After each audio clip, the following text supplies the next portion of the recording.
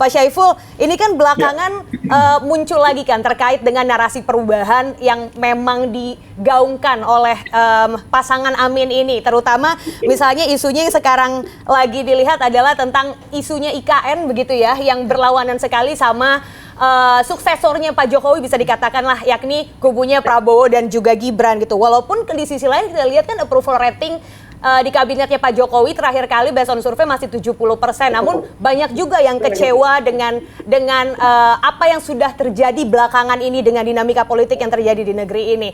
Kalau dilihat, apakah narasi-narasi perubahan yang benar-benar bertentangan dengan pemerintahan yang saat ini cukup berhasil dan akan diteruskan oleh Timnas Amin ini untuk menjadi modal utama bisa menaikkan survei? Karena sekarang kan tertinggal sekali nih angkanya ketimbang 3 capres dari survei apapun kalau dilihat. Silakan Pak Syaiful. Dari 3 pasangan calon presiden wakil presiden, satu-satunya pasangan yang tren naik hanya Amin, Mbak. Itu bisa dilihat lagi dari semua survei. Nah, terkait dengan agenda perubahan, catatan kami sama, misalnya IKN.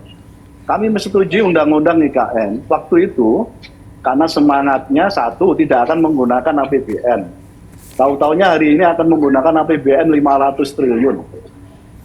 Itu yang kami kaget juga. Yang kedua, konsesi lahan sampai 190 tahun. Itu 5 generasi tergadaikan itu. Ketika IKN ini dibangun gitu, terlalu mahal harganya kalau investasi mendapatkan konsesi lahan 190 tahun gitu. Nah, 2 hal ini yang tidak ada ketika undang-undang ini dibahas secara bersama-sama, dan 2 hal ini yang sejak dari awal sudah diwanti-wanti tidak akan dipakai, APBN nggak akan dipakai dan seterusnya. Nah, pada konteks ini kami memberikan opsi, kita akan lakukan jajak pendapat kepada publik ketika rezim pergantian rezim terjadi, pasangan Amin terpilih, kita akan melakukan jajak pendapat publik lagi menyangkut soal keberadaan dan keberlangsungan IKN. Oke, jadi kalau yang ini nggak pakai gimmick ya, memang narasi perubahan yang dibawa dari awal sama Timnas Amin untuk menjadi antitesa dari yang sekarang begitu? Enggak, karena memang sudah jauh dari kesepakatan dan sudah jauh dari konsepsi awal menyangkut soal pendirian IKN ini. 500 triliun yang sepenuhnya untuk IKN, yang semangatnya hari ini kita bangun pemerataan, kalau 200 triliunnya dipakai untuk membangun kota-kota yang sudah ada untuk dikembangkan, saya kira akan lebih produktif ketimbang semuanya dihabiskan di IKN. Nah, cara pandang ini termasuk di dalam visi misi kami. Jadi dari pembangunan yang hanya berfokus pada pertumbuhan, kami akan geser konteks perubahannya adalah pertumbuhan sekaligus pemerataan.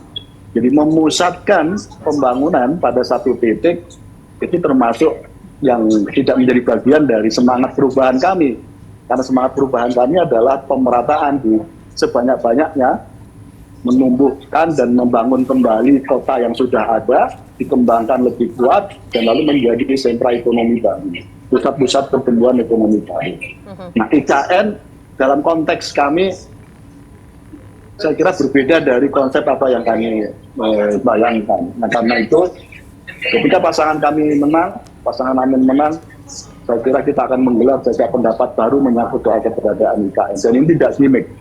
Ini betul-betul karena berbeda dari konsep gagasan perubahan yang kami usul. Oke, jadi Pak Syaiful Huda selaku Dewan Pengarah Timnas Amin mengkonfirmasi bahwa narasi-narasi perubahan yang memang digaungkan oleh kubunya Timnas Amin ini nggak pakai gimmick ya, tapi benar-benar ingin melakukan sesuatu yang dianggap benar oleh kubu dari Timnas Amin untuk kampanyenya gitu ya Pak. Tapi jaminannya apa Pak, ke depannya Timnas Amin ini nggak bakal pakai gimmick-gimmickan Pak? Ya, kita lihat aja. Kami dengan tim sudah bersepakat sekali lagi, ini momentum kita untuk mendialogkan visi misi dan agenda perjuangan. Dan kita berharap komitmen ini ada di semua paslon. Dan kalau masih ada paslon yang mau memainkan gimmick dan agenda receh, saya kira kita serahkan pada publik dan rakyat untuk menilainya. Karena sekali lagi terlalu mahal, demokrasi kita hanya direduksi menjadi gimmick dan receh.